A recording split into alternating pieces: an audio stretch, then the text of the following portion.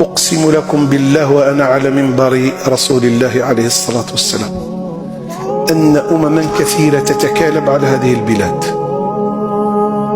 ولا يهدأ لهم بال ويرتاح لهم ضمير حتى يروا الدماء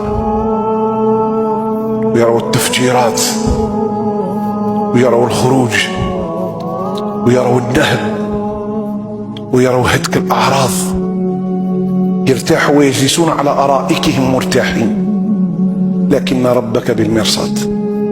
فنسأل الله تعالى أن يجعلنا من الشاكرين الحامدين لنعمه حتى لا تضيع منا ولا تفلت. فنسأل الله أن يديم علينا هذه النعمة وأن يحفظها.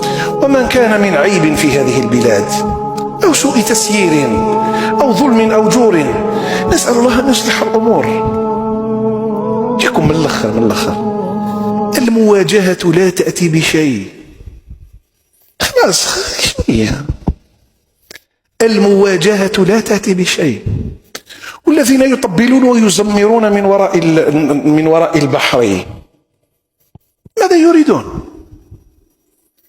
يحبوا يخرج العسكر، يخرج الشعب، المواجهة، الدماء، السجون، القتل، بعد النتيجة هات. وأنا في استعداد تام لمواجهة أي شخص يريد أن يحاورني في هذا الموضوع. قول شيات، قول خدام الدولة، قول إمام تاع الدراهم، قول ما شئت، ولكن أنا على يقين فيما أقول، على يقين جازم فيما أقول. النتيجة